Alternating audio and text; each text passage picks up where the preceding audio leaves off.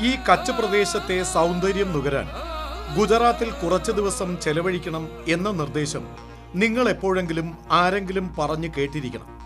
പക്ഷേ എത്തരത്തിലെ അഗ്നിപരീക്ഷയിൽ നിന്നാണ് ഈ ഭുജ് പ്രദേശം പുറത്തു വന്നിരിക്കുന്നത് എന്നത് ഇന്ന് സങ്കല്പിക്കാൻ പോലും പ്രയാസമാണ്.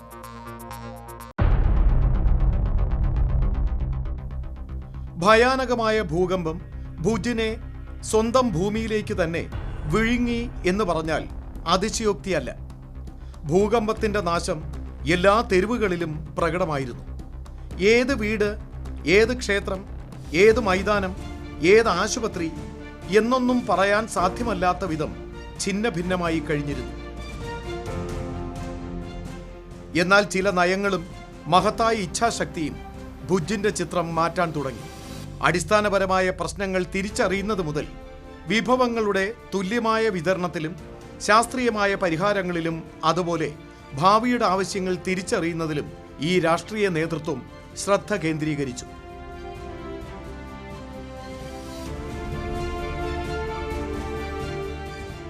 सारी इमारतें जमीन दोस्त हो चुकी थी। जो हालत थी उसे देखकर लोग कहते थे कि अब कच्छ हमेशा हमेशा के लिए बर्बाद हो गया। इस भूकंप के कुछ महीने बाद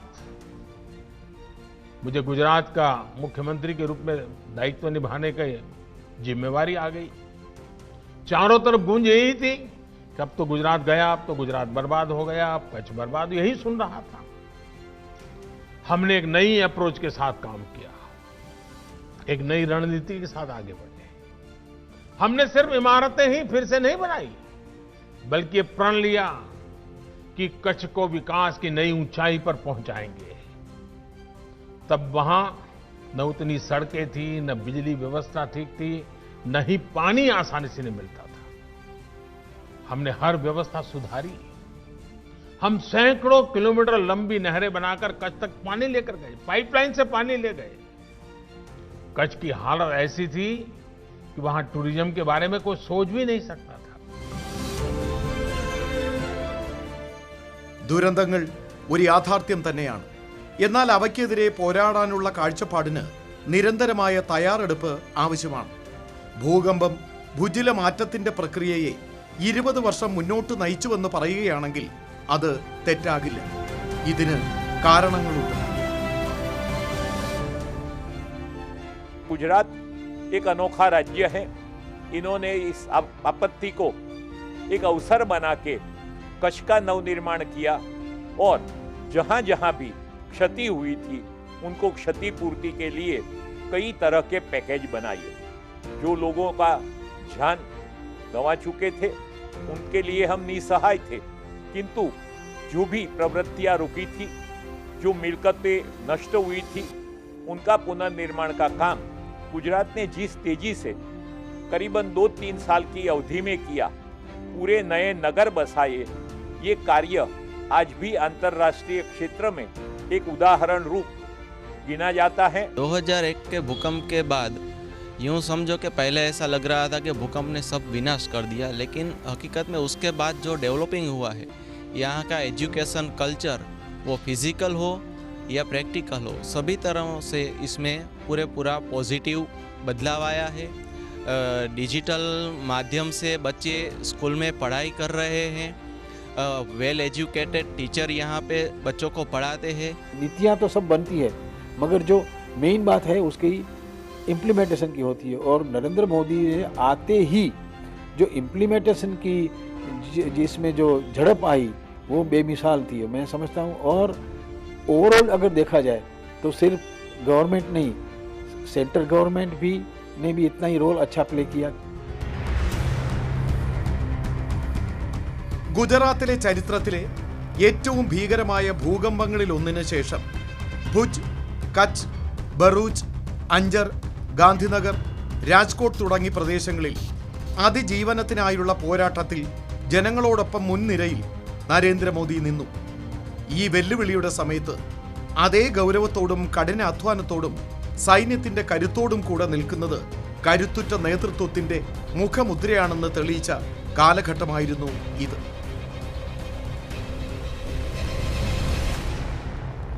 അന്നത്തെ ഗുജറാത്ത് മുഖ്യമന്ത്രി നരേന്ദ്രമോദി സംസ്ഥാനത്ത് ദുരന്ത നിവാരണത്തിന്റെ പുതിയ മാനദണ്ഡങ്ങൾക്ക് അടിത്തറയിട്ടു. അത് പിന്നീട് ദേശീയ തലത്തിൽ തന്നെ ദുരന്തങ്ങളെ നേരിടാനും വിജയിക്കാനുമുള്ള വഴി തുറന്നു.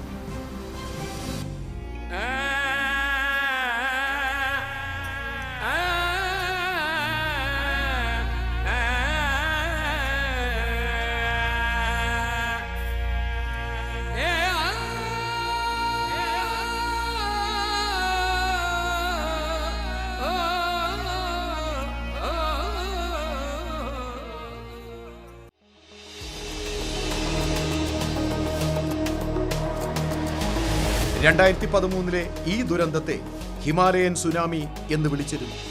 പ്രകൃതിയുടെ രൗദ്രരൂപം അതിന്റെ പാരമ്യത്തിലെത്തിയ നിമിഷം ആയിരക്കണക്കിന് സഞ്ചാരികൾ കുടുങ്ങിക്കിടന്നു. അവർ രക്ഷകനെ കാത്തിരുന്നു എന്ന് പറഞ്ഞാൽ കൂടുതലാകില്ല. തദ്ദേശ ഭരണകൂടം പോലും സ്തബ്ധരായി നിന്ന കാലം. ആശ്വാസവും രക്ഷാപ്രവർത്തനവും എവിടെ തുടങ്ങണമെന്നറിയാതെ അവർ നിസ്സഹായരായിരുന്നു. അത്തരമൊരു സാഹചര്യത്തിൽ അന്നത്തെ ഗുജറാത്ത് മുഖ്യമന്ത്രിയായിരുന്ന നരേന്ദ്രമോദി ഉത്തരാഖണ്ഡിലെ ദുരന്ത ഭൂമിയിലേക്ക് നേരിട്ട് രംഗപ്രവേശം ചെയ്യുകയായിരുന്നു. उत्तराखंड का यह हादसा अति भयानक है, दुखदायक है. पूरे देश को बहुत ही गंभीर सदमा पहुंचा है.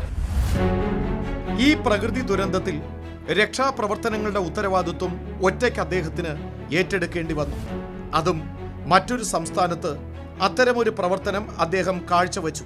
പ്രകൃതിയുടെ സംഹാര താണ്ഡവം നടന്ന കേദാർനാഥ് ഡാമിൽ കുടുങ്ങിക്കിടന്ന 15,000 ഗുജറാത്തികൾ ഉൾപ്പെടെ അവിടെ നിസ്സഹായരായിരുന്ന മറ്റു സംസ്ഥാനത്തെ ജനങ്ങളെയും സുരക്ഷിതമായി ഒഴിപ്പിച്ച അദ്ദേഹത്തിന്റെ സമർപ്പണവും പൊതുസേവനവും ഒരു അത്ഭുതകരമായ സംഭവമായിരുന്നു. ബാബ കേദാർ ക്ഷേത്രം പുനർനിർമ്മിക്കണം എന്ന ആവശ്യം ഭക്തരിൽ നിന്നും ഉയർന്നു.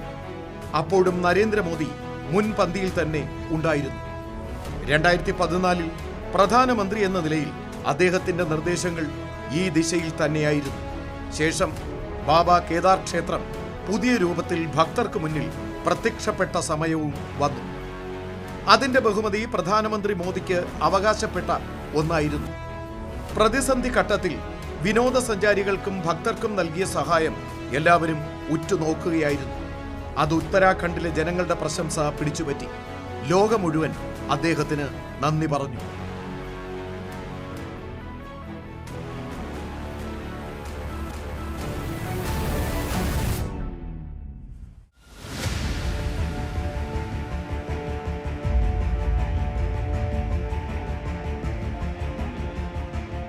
जब जम्मू कश्मीर में बाढ़ का प्रश्न आया, मैंने पहला काम क्या किया, मैंने कहा भारत सरकार में जम्मू कश्मीर के जितने अधिकारी हैं उनकी जरा पहले सूची बनाओ और उनको सबसे पहले वहां भेजो. होम सेक्रेटरी उस समय के थे जो पुराने कश्मीर कैडर के थे, उनको मैंने भेज दिया, हफ्ते भर वहां पर रखा. क्यों? भारत सरकार का दायित्व बनता है कि सिर्फ इतना चेक दिया उतना दे दिया ऐसे बात बनती नहीं है. हमने पूरी ताकत से उसके साथ कंधे से कंधा मिला खड़ा होना.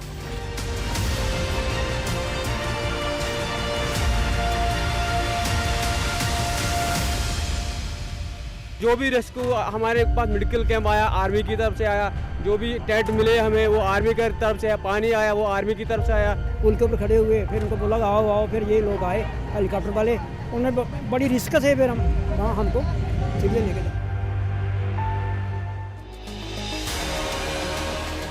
രാജ്യത്തിന്റെ പടിഞ്ഞാറൻ കടൽ തീരത്ത് ടൗട്ടെ ചുഴലിക്കാറ്റ് നാശം വിതച്ചു. ഗുജറാത്തിന്റെയും മഹാരാഷ്ട്രയുടെയും തീരപ്രദേശങ്ങളിൽ കനത്ത നാശനഷ്ടമുണ്ടായി. ആകാശം ഇടിഞ്ഞു വീഴാൻ പോകുന്നതായി തോന്നുന്ന വിധം ചുഴലിക്കാറ്റ് വീശി. പിന്നീട് ദുർബലമായെങ്കിലും ചുഴലിക്കാറ്റ് 16,000-ലധികം വീടുകൾക്ക് നാശമുണ്ടാക്കുകയും 40,000-ലധികം മരങ്ങൾ പിഴുതെറിയുകയും ചെയ്തു. 1,000-ലധികം വൈദ്യുതി തൂണുകൾ പിഴുതെറിയപ്പെട്ടു. രാജ്യത്തിന്റെ പ്രധാനമന്ത്രി അതത് സംസ്ഥാനങ്ങളുമായി സഹകരിച്ച് തയ്യാറെടുപ്പുകളിൽ മുഴുകി.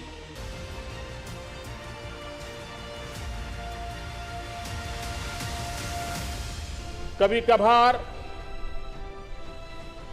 प्राकृतिक आपदाएं हम लोगों के बहुत बड़ी चुनौती बन जाती है। मैं देशवासियों को विश्वास दिलाता हूं कि ऐसे संकट के समय पूर्ण संवेदनशीलता के साथ जन सामान्य की सुखाकारी के लिए, सुरक्षा के लिए कुछ भी करने में हम कमी नहीं रहने देंगे।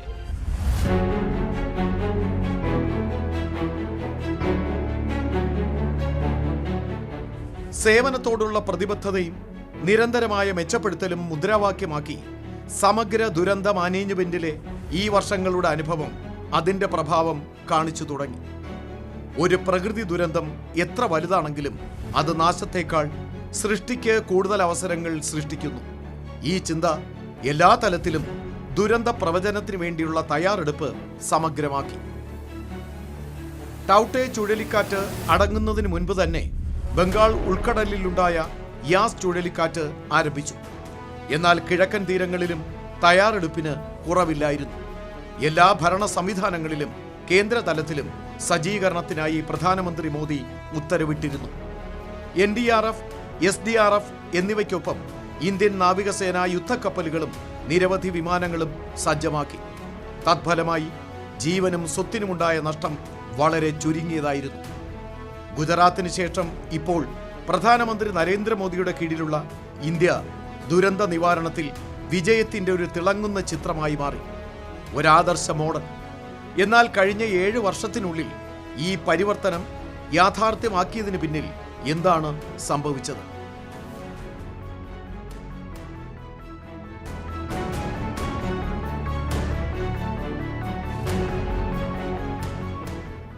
അടൽ ബിഹാരി വാജ്പേയിയുടെ NDA സർക്കാർ ഗുജറാത്തിന്റെ ദുരന്ത നിവാരണ മാതൃക സ്വീകരിച്ചു. ദുരന്ത ലഘൂകരണത്തിനായും കുറച്ചുകൂടി മുന്നോട്ട് പോയി ദുരന്തങ്ങൾക്ക് മുൻപുള്ള തയ്യാറെടുപ്പുകളെക്കുറിച്ചും മെച്ചപ്പെട്ട പ്രവചന സംവിധാനത്തിനു വേണ്ടി വിപുലമായ പ്രവർത്തനങ്ങൾ നടന്നു. 2005 ദേശീയ ദുരന്ത നിവാരണ അതോറിറ്റിയും ദേശീയ ദുരന്ത പ്രതികരണ സേനയും രൂപീകരിച്ചു. എന്നാൽ ഈ സംഘടനയും ഒരു വ്യക്തമായ കാഴ്ചപ്പാട് തേടുകയായിരുന്നു. Encourage greater involvement and leadership of women in disaster risk management. We must train a large number of women volunteers to support special needs of women affected by disasters. We need women engineers, masons, and building artisans supporting reconstruction, and women self-help groups assisting livelihood recovery. സേവന സമർപ്പണത്തിന്റെയും ഇച്ഛാശക്തിയുടെയും ഒരു പുതിയ യുഗം വന്നു. അവിടെ ഒരു പുതിയ India എന്ന സ്വപ്നം ഉണ്ടായിരുന്നു. ഈ സങ്കല്പം 2016 രാജ്യത്തെ ദുരന്ത നിവാരണത്തിന് അതിന്റെ അജണ്ട നൽകി. ദുരന്ത നിവാരണത്തിനായി പ്രധാനമന്ത്രി നരേന്ദ്രമോദി 10 പോയിന്റ് അജണ്ട രാജ്യത്തിന് മുന്നിൽ അവതരിപ്പിച്ചു. ഈ അജണ്ടയിൽ ഓരോ ദുരന്തത്തിന്റെയും അനന്തരഫലങ്ങൾ പഠിക്കുന്നതും അവലോകനം ചെയ്യുന്നതും ഉൾപ്പെടുന്നു. ഒരു കാര്യം വ്യക്തമായിരുന്നു, തയ്യാറെടുപ്പിലാണ് എല്ലാം ഇരിക്കുന്നത്.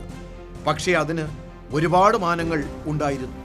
ദുരന്ത നിവാരണത്തിന്റെ കാഴ്ചപ്പാട് പ്രധാനമന്ത്രി മോദി പുനർനിർവചിച്ചു. നേരത്തെ ദുരന്തത്തിന് ശേഷം ദുരിതാശ്വാസ പ്രവർത്തനങ്ങൾക്ക് മാത്രം ഊന്നൽ നൽകിയിരുന്നിടത്ത് ഇപ്പോൾ ദുരന്ത മാനേജ്മെന്റിന്റെ എല്ലാ മാനങ്ങൾക്കും പ്രാമുഖ്യം നൽകുന്നു.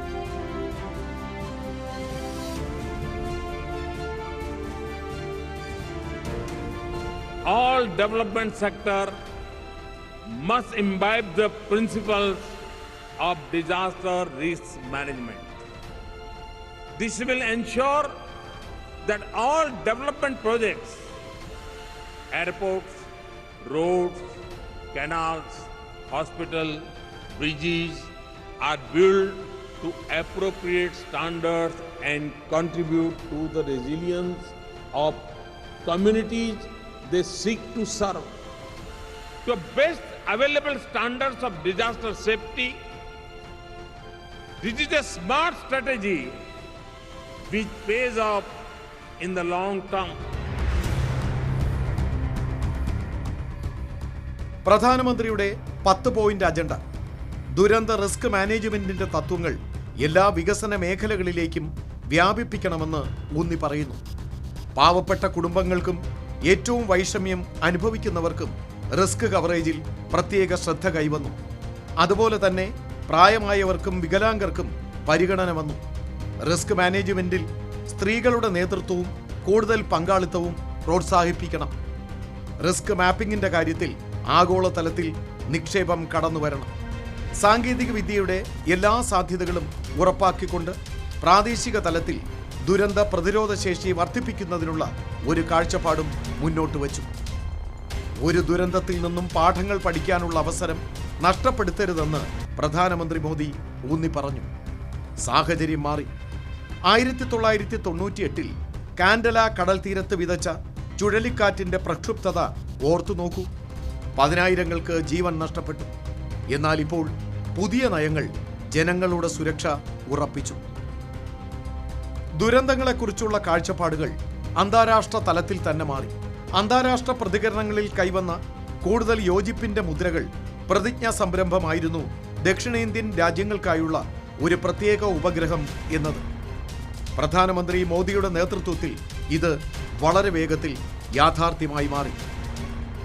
नेपाल के भाइयों बहनों, हिंदुस्तान आपके दुख में आपके साथ है, लेकिन मानवता की अपनी एक ताकत होती है. 125 करोड़ देशवासियों के लिए नेपाल अपना है. उन लोगों का दुख भी हमारा दुख है. भारत पूरी कोशिश करेगा. इस आपदा के समय हर नेपाली के आंसू भी पहुंचेंगे, उनका हाथ भी पकड़ेंगे.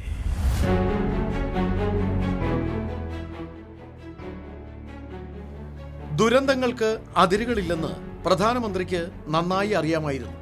വസുധൈവ കുടുംബകത്തിന്റെ ആത്മാവ് സൂക്ഷിക്കുന്ന രാജ്യമാണ് നമ്മുടേത്. നമ്മുടെ അയൽ രാജ്യമായ നേപ്പാൾ ഭൂമികുലുക്കത്തിൽ വിറച്ചപ്പോൾ ഇന്ത്യ സഹായഹസ്തം നീട്ടി. പണ്ട് ഭുജിന്റെ വേദനകളും ആവശ്യങ്ങളും മനസ്സിലാക്കിയിരുന്ന മോദി നേപ്പാളിലേക്ക് വന്നത് പണ്ടത്തെ അനുഭവങ്ങളിൽ നിന്ന് പാഠം പഠിച്ചുകൊണ്ടായിരുന്നു. അതുകൊണ്ടായിരുന്നു നേപ്പാളിന്റെ ദുഃഖം ഭാരതത്തിന്റെയും ദുഃഖമാണ്, എല്ലാ നേപ്പാളികളുടെയും കണ്ണീര് തുടയ്ക്കും എന്ന് അദ്ദേഹം പറഞ്ഞത്. നേപ്പാളിന്റെ മാത്രമല്ല, ലോകമെമ്പാടുമുള്ള പല രാജ്യങ്ങളിലുണ്ടായ പ്രകൃതി ദുരന്തങ്ങളിൽ അവിടുത്തെ ജനങ്ങളുടെ പ്രശ്നങ്ങൾ പരിഹരിക്കാൻ ഇന്ത്യ മുന്നിട്ടിറങ്ങി. അവരെ ദുരന്തത്തിൽ നിന്ന് കരകയറ്റി.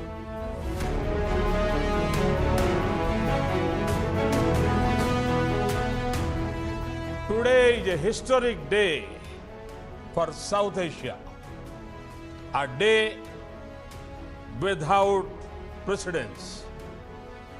2 years ago, India made a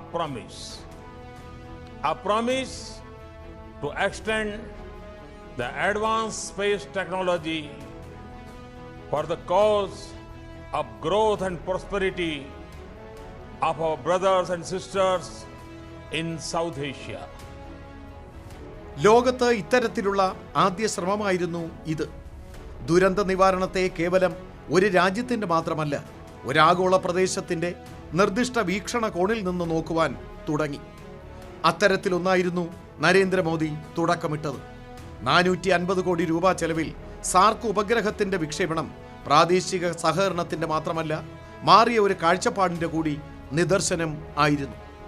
ദക്ഷിണേഷ്യൻ രാജ്യങ്ങളിൽ ഭൂകമ്പങ്ങൾ, കൊടുങ്കാറ്റുകൾ, വെള്ളപ്പൊക്കം, ചുഴലിക്കാറ്റുകൾ എന്നിവ ഉണ്ടാകുമ്പോൾ ഉപയോഗപ്രദമായ ആശയവിനിമയ ലിങ്കുകൾ സ്ഥാപിക്കുന്നതിനും ഇത് സഹായിക്കുന്നു. हमें प्राकृतिक आपदाओं और नॉन स्टेट एक्टर्स इनके द्वारा पैदा किए गए मैरीटाइम थ्रेट्स का मिलकर सामना करना चाहिए. इस विषय पर क्षेत्रीय सहयोग बढ़ाने के लिए भारत ने कई कदम लिए. साइक्लोन, सुनामी और प्रदूषण संबंधित समुद्री आपदाओं में हम फर्स्ट रिस्पॉन्डर रहे हैं.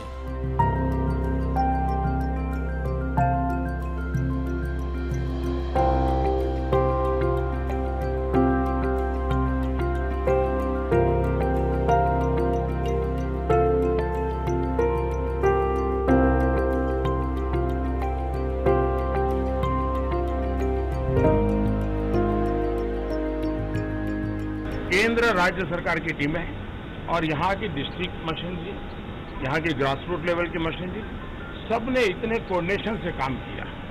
दूसरा, मैं आज देशवासियों को भी कहना चाहूँगा कि जिस प्रकार से उड़ीसा के नागरिकों ने और हमारे मछुआरे भाइयों बहनों ने सरकार की सभी सूचनाओं का पूरा पालन किया, वरना होता क्या है, हम कहेंगे मुसीबत आएगी घर खाली करो, कोई खाली नहीं करता। इस बार उड़ीसा के नागरिकों ने बहुत ही अच्छा काम किया, वो अभिनंदन के पात्र है।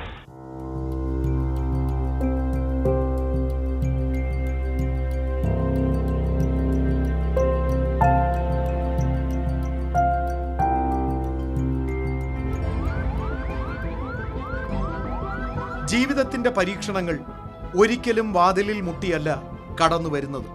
100 വർഷങ്ങൾക്ക് ശേഷം വന്ന ഒരു ആഗോള മഹാമാരിയുടെ കാര്യത്തിൽ പ്രത്യേകിച്ചും ആശങ്കകൾ ഉണ്ടായിരുന്നു.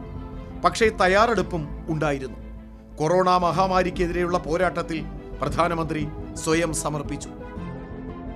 സമൂഹത്തിലെ എല്ലാ വിഭാഗങ്ങളുമായുള്ള ആശയവിനിമയവും വിശ്വാസവും മാത്രമല്ല, ഈ പകർച്ചവ്യാധിയുടെ പശ്ചാത്തലത്തിൽ ആത്മനിർഭരതയുടെ പുതിയ സങ്കല്പമാണ് അദ്ദേഹം സൃഷ്ടിച്ചത്. അവസരങ്ങളുടെ പുതിയ ഭൂമിക ഉയർന്നു.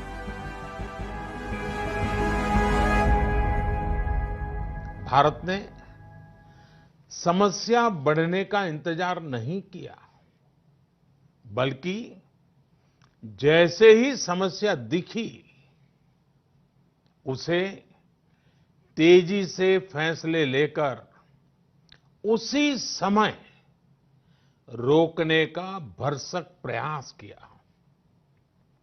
साथियों, वैसे एक ऐसा संकट है जिसमें किसी भी देश के साथ तुलना करना उचित नहीं है, लेकिन फिर भी कुछ सच्चाइयों को हम नकार नहीं सकते हैं।